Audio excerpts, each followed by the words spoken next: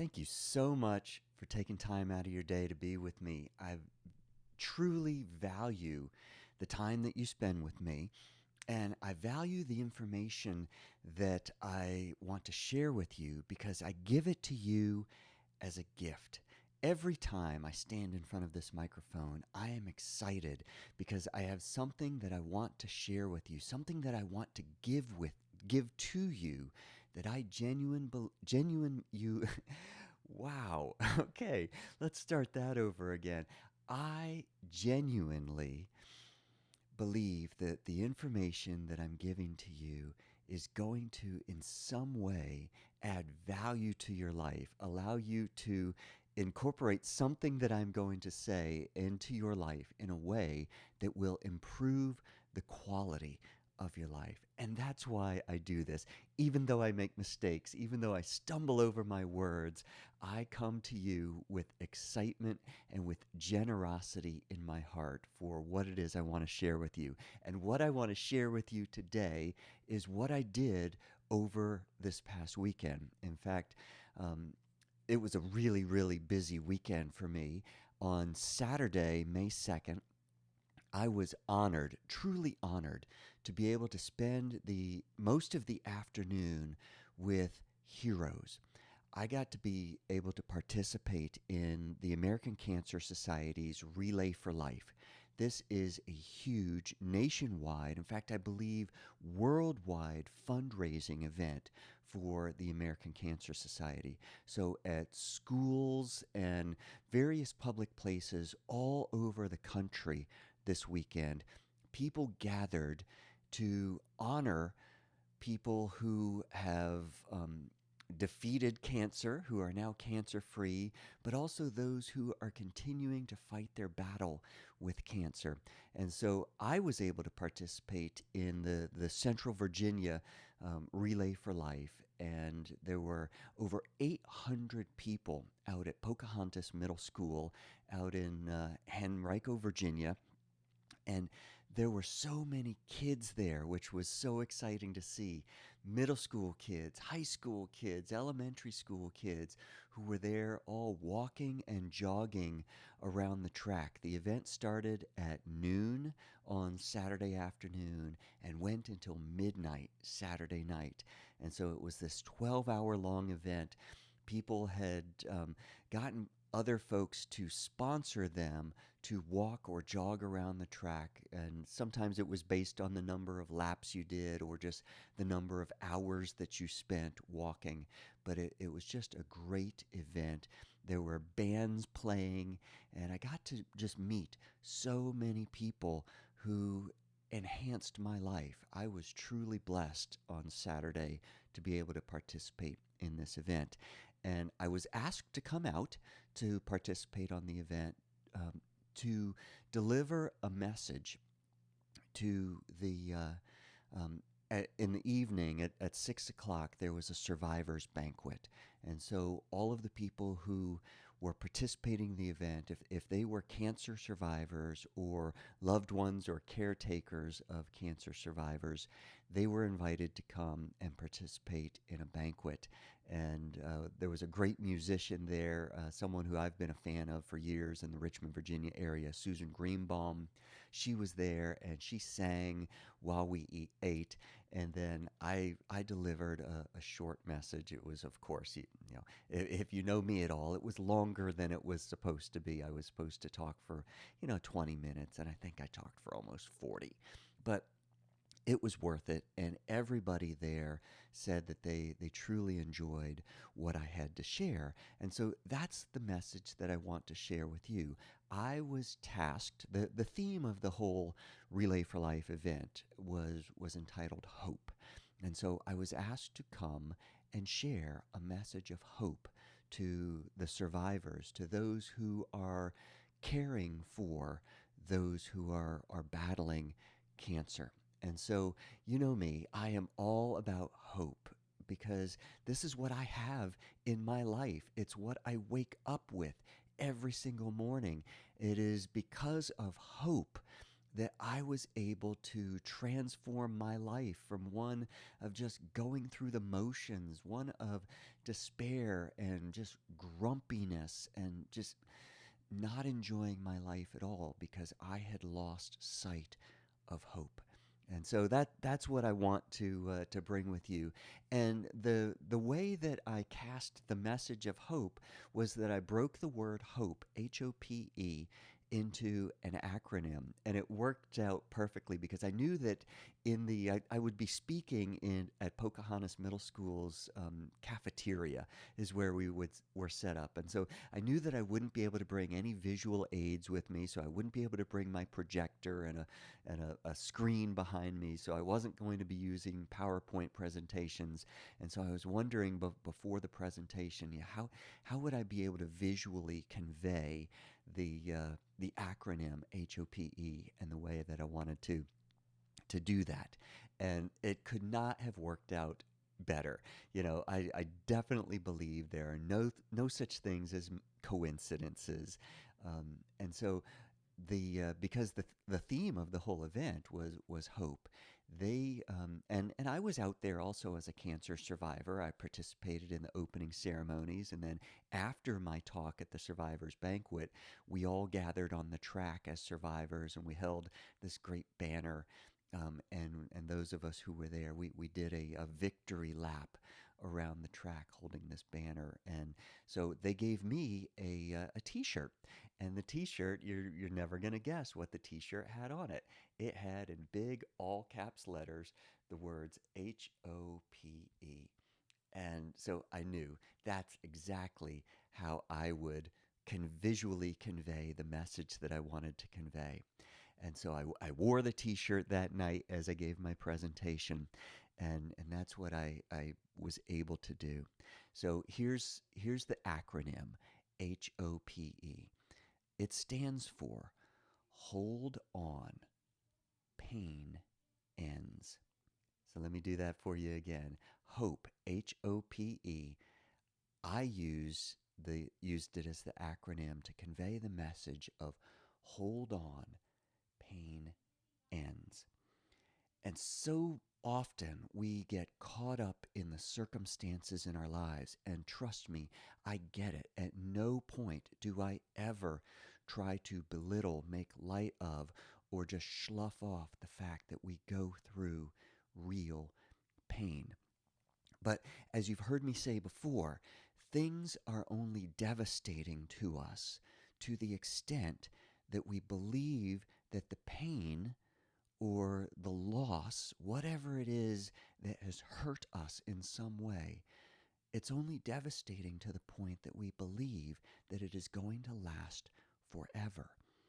And when we get in that point of despair where we believe that it is going to last forever, then we are without hope because we don't believe that this situation is ever going to get better.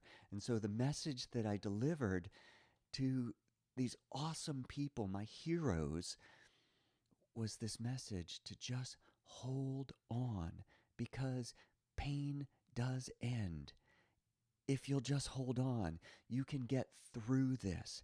The journey of battling cancer, the journey of battling your finances or some other health issue or a relationship issue, a job issue, all of that in so many ways, as I shared my story of how I was able to get back up on my feet after a difficult recovery period after my cancer surgery just 1 year ago. The only way I was to do that was by believing that it would not last forever, that the pain that I was going through this time last year, that the weakness I was dealing with because of the excessive blood loss during my surgery, I believed that it would not last forever, that I would indeed recover, that I would indeed walk again and jog again and run again and get my life back, not just to where it was, but to an even better place. So that's the message that I tried to deliver. And so the the question that I put before you, what what you're going through, whatever it is that your struggle is, whether it's cancer or some other health issue, is this issue destroying you and who and what you are? Is it eroding you? Is it eating you? If it's not cancer, is it eating away at you like a cancer? Something that seeks to destroy the host. Is that what's happening? Or is it purifying you? Is it a curse or is it a blessing? You see, you get to choose which it is. You may not get to choose the circumstance that you are going through, okay? But you always get to choose the story that you tell about what you're going through. You can see this as something that is destructive and harmful and some form of punishment or curse. Or you can see this as something that you just need to get through, and that when you get through it, you will have a great story to tell. You will be able to use what you're going through to inspire somebody else to go through their journey. I knew very shortly after I was diagnosed with cancer that this was not going to be something that would defeat me, that it would indeed be something that I would incorporate into my life, something that would add another chapter to the story of who and what Bruce Van Horn is, the things that Bruce Van Horn has gone through to make him who he is, that it would just be another chapter, and that I would not use it as a pity party, but that I would use it as a way to motivate and inspire and to encourage and to bring hope to however many people would allow me to speak to them about this message. So you get to choose whatever it is that you're going through. It's all a story, okay? It's all a story that you make up in your head. So you're either telling yourself that this is a curse, this is some kind of punishment, nothing good will ever happen to you, nothing good will ever come from this, that the world is out to get you. You can use this to turn it and be angry at God, Creator, universe, whatever your faith system is. But I encourage you to not do that, because it's just not true. It may just be a fact of life. It may just be something that happened. You get to decide whether or not it ruins your life. Now, the going through of may be very hard. It may indeed be very painful. But I believe that with hope, with this idea that you might not know when it will end, you may not know how to make it end, but if you do believe that at some point it is going to end, then you can get through it. You won't be stuck in it forever. You will be able to go through the pain to the end. And I believe that it's a great ending for you. I want you to believe that, okay? So here's one of the things that I had to do, and I did this with the group last night. And if you've listened to me for any length of time, you know this exercise. I learned very quickly that my life, in order for me to be happy and for me to be able to receive into my life things that I wanted to be thankful for, I had to learn to be thankful for my life just the way it is right now. And I've often used the phrase, your life will not be great until you decide that your life is great. You will not be thankful, or you will not receive into your life things for which to be thankful until you are thankful for the things that you have right now, for the person that you are right now. And trust me, I get it. Sometimes in the midst of crisis, in the midst of pain, it's hard to find something to be grateful for. So what I learned when I was lying in a hospital bed in extreme pain, this is what I had to do. And so I did this with the group last night. I had everybody take a deep breath and then let it out. And I encouraged everybody to hum when they let it out like that, just because that rattling in your chest, that causes you to relax. And then what I said was, the fact that you can take that breath proves that you have everything that you need in order to sustain the life that you have. Now, I didn't say it proves that you have everything that you want, but the fact that you can take that breath proves that you have everything that you need. Now, you might be saying, okay, so what? Now I've got everything that I need simply because I can take that breath. Big deal. All right, well, here's how you do the math. If you have everything that you need at this moment, then everything that you have in addition to that, including the other senses of your body, the fact that you can hear my voice, the fact that you may be able to see me or to see anything, if you have vision, if you have hearing, if you have the sense of touch, the sense of smell, the sense of taste, okay? I haven't even gotten to material possessions yet. If you have those senses in addition to being able to breathe, those are not necessary. Those are not things that you need. You don't need to be able to taste in order to live. All you need is to be able to breathe and to have a heart that's beating. If you have that, everything else is something for which you can be thankful and that you can express gratitude to your Creator for. Thank you for giving me vision. Thank you for giving me senses. Even if the things that I'm feeling right now are pain, I'm thankful that I can still feel the pain. I'm thankful that I'm still on this planet, breathing.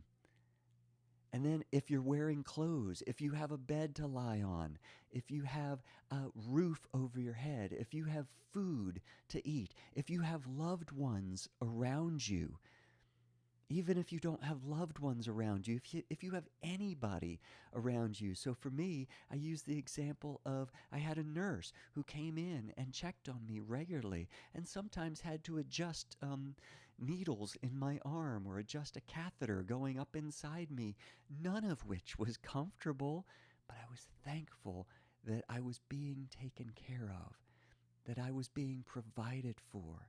And so as you become thankful for those little simple things that we take for granted, how often do we take for granted the ability to touch the side of our face and to feel our skin? That's an amazing miracle. Be thankful for that. Okay? That alone can give you hope. That alone can allow you to be distracted enough for just a few moments that you're not aware of the misery that you're going through. So when you are expressing gratitude, it's really very difficult to be focusing on the misery. And that's really what it's all about, because we get in life more of what we focus on.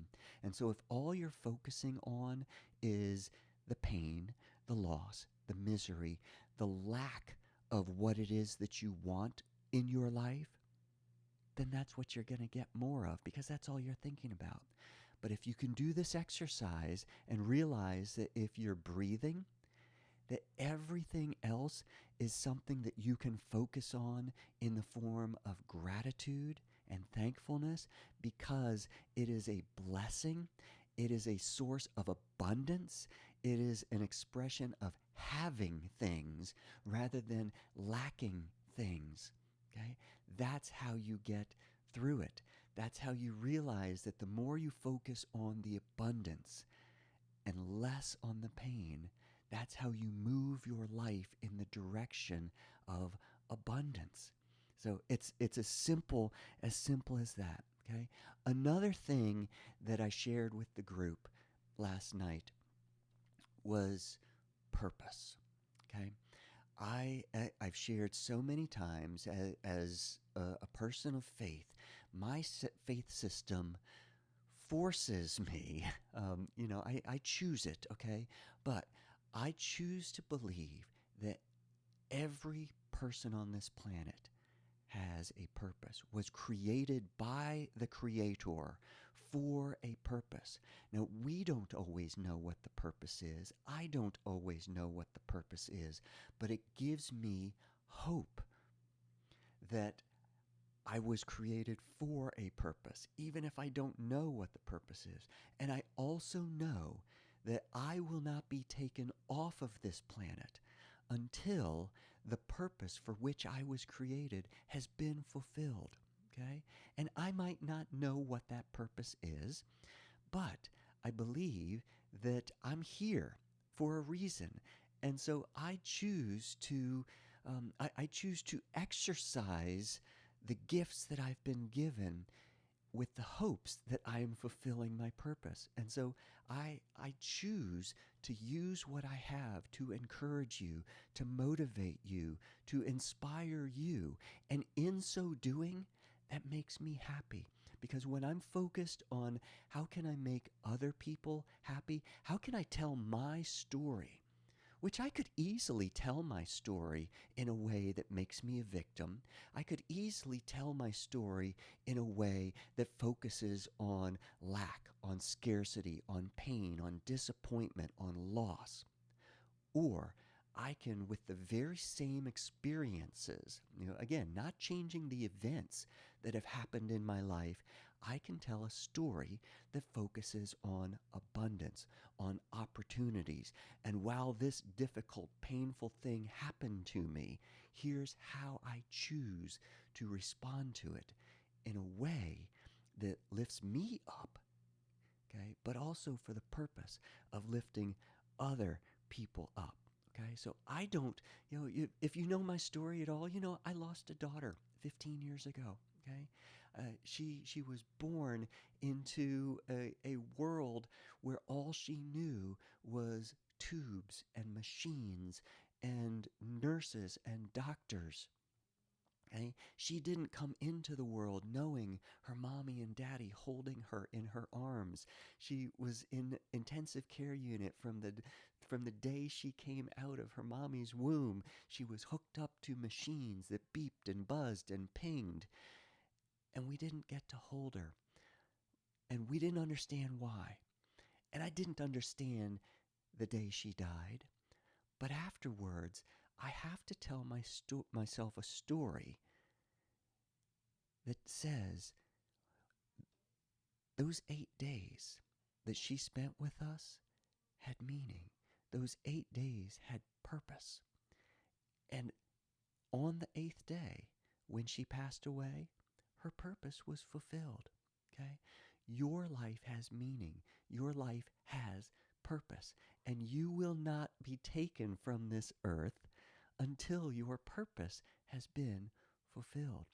For you caregivers out there, if you're struggling if you're you think losing somebody who you love so dearly and you don't want to let them go, understand that the moment that they go, their purpose has been fulfilled.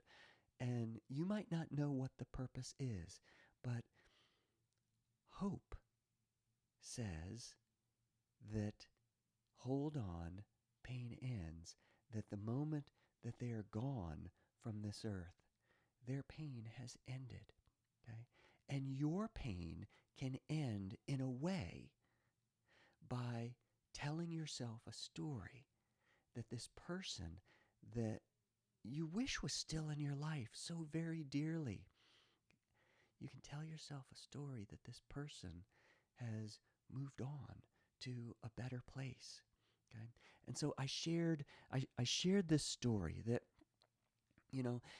there were some amazing people. I have a new hero in my life. His name is Eric. We sat together at the dinner table at the banquet. We also met at the opening ceremony, and he was I forget he was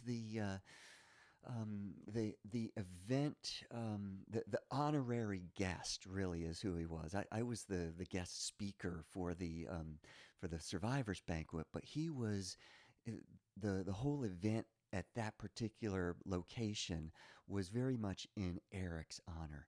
Eric is 11 years old and has been battling leukemia. And this kid just you look in his face and you see the smile, and so he's Eric is my new hero, and so he is doing fantastic. It's encouraging. His mom and dad and his sister were there at the banquet, and this whole family is just such an amazing, strong, loving, hope filled family. Again, they are not letting this destroy them.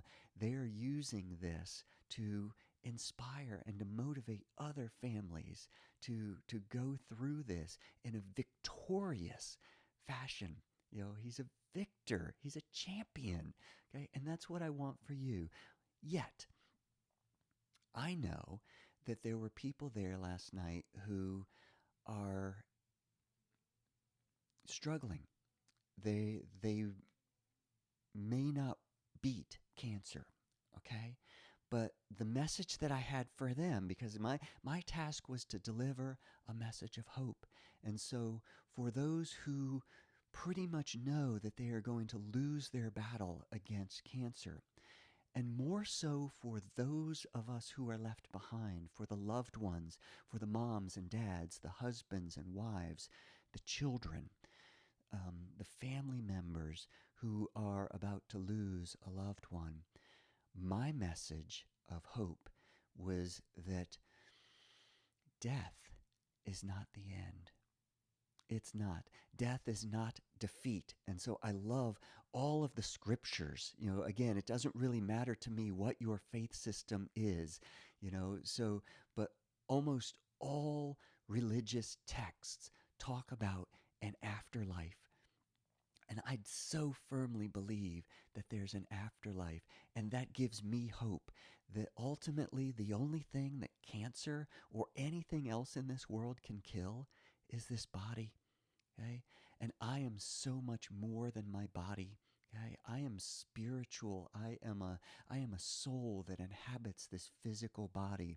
So many of us get stuck thinking that we have a physical life, that we are sort of physical beings on this planet, and that when it ends, it's over. We are not. We are eternal beings who are experiencing a temporary life in this temporary body. And so death isn't the end. In so many ways, it's just the beginning. And so I told a story, and it's an emotional story.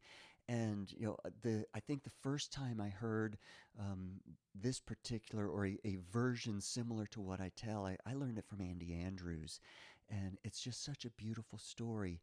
And so I shared it last night. And so a person who let's do it this way. If you know somebody, or at least imagine somebody who is in the very end stages of life. They may have actually lost consciousness, and they're lying in a bed, and we're just sort of waiting for them, and they may be um, moving in a way that indicates that they're in pain, that they are suffering. And so the message that I shared was, let's picture childbirth.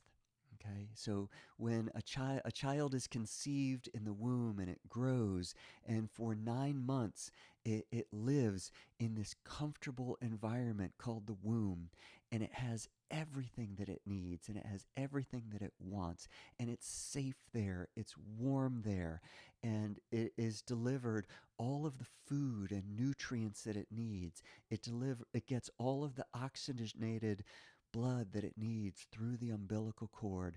But as this baby grows in the womb, it becomes more and more uncomfortable in that space.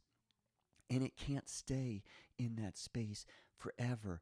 The baby was created to stay in that womb for a period of time to prepare it for what was to come after the womb. And if we could put cameras inside the womb and watch the expressions on the baby's face just as it's about to be born, we're going to see a child writhing, and it looks like agony. It wants so desperately, it needs so desperately to leave where it is. Yet that's all it knows.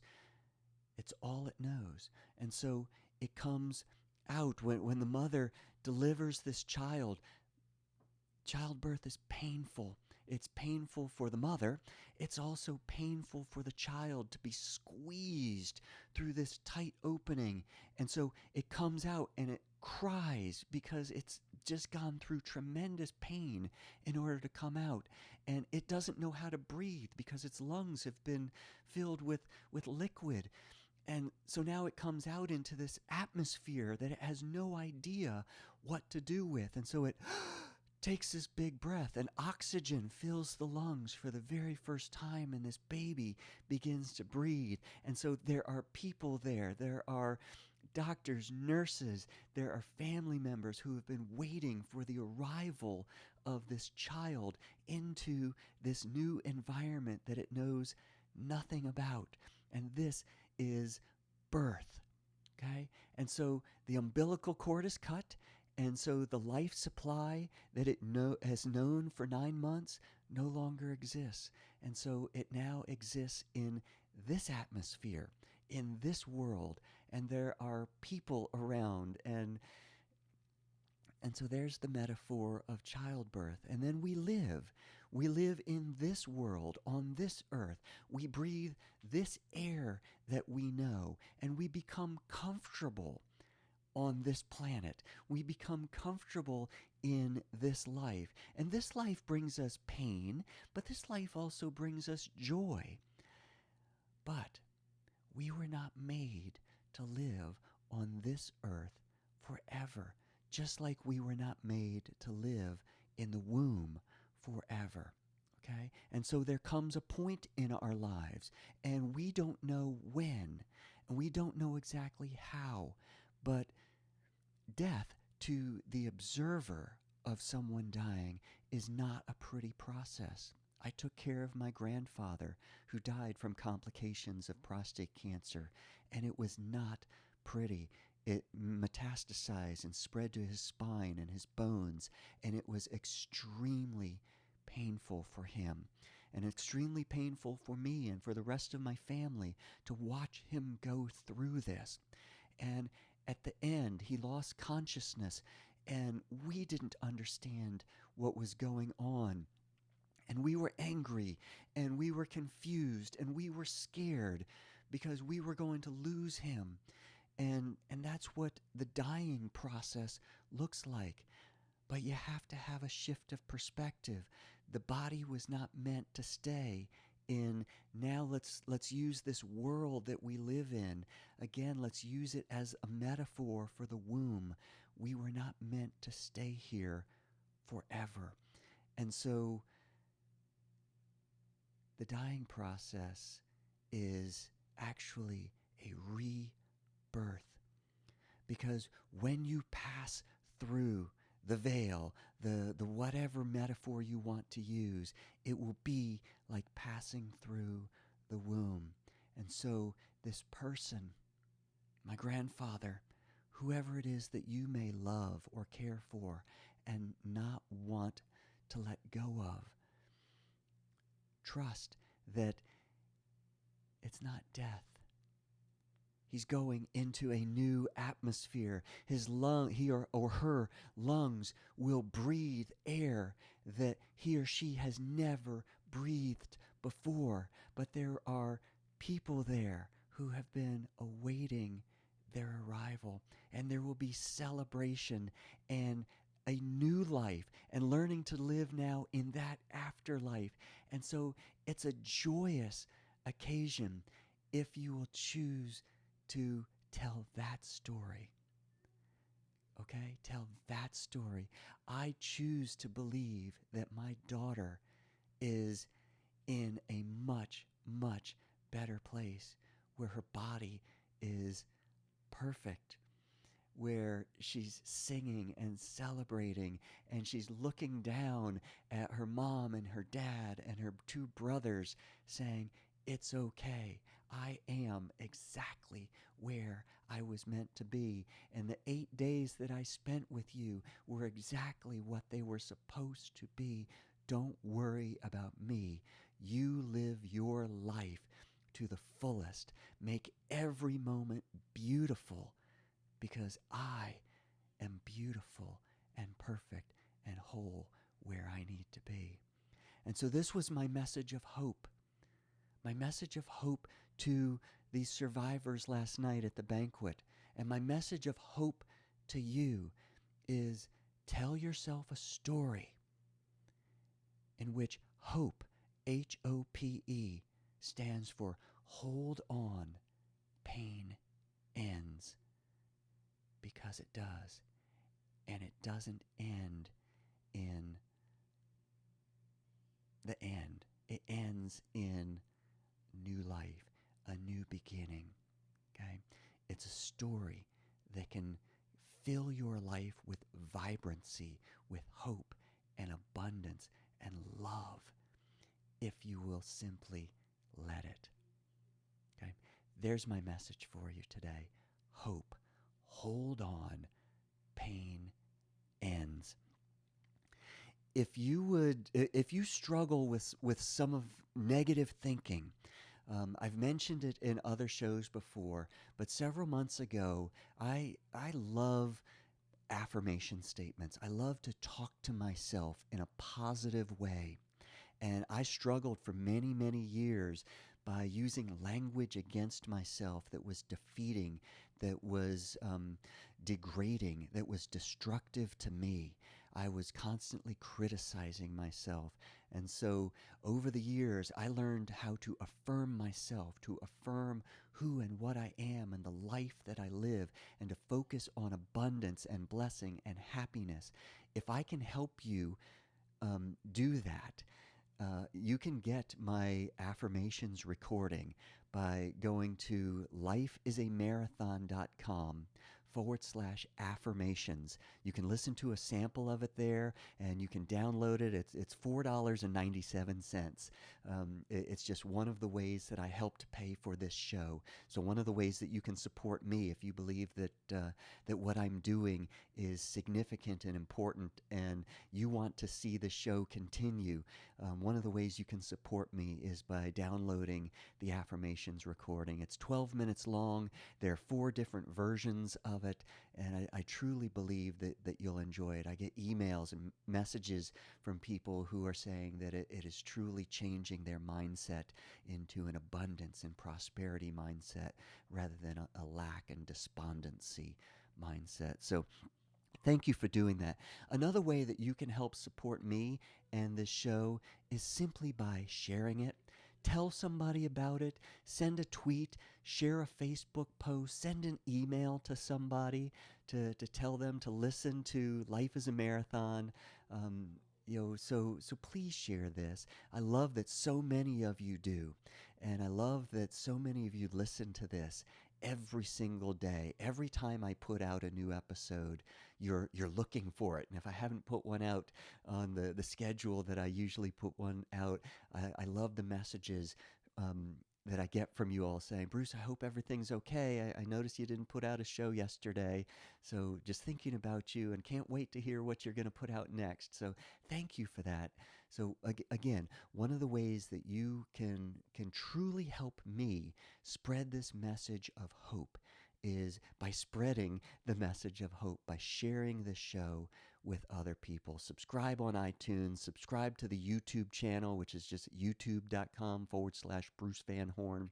But, so many different ways that you can do that. You can also help me to produce content that is helpful to you. And so many of you, thank you. Well over 100 of you have completed the survey, and I love the things that you're telling me. So please take the short survey, answer just the few short questions, tell me a little bit about yourself and the ways that I can help you by producing content that's meaningful to you. BruceVanHorn.com/survey the number one. So brucevanhorn.com/survey, SURVEY 1. So thank you. There's my message for you. Hope. Hold on. Pain ends. I love you. I do. I really do love you. Life is a marathon, so let's train for it.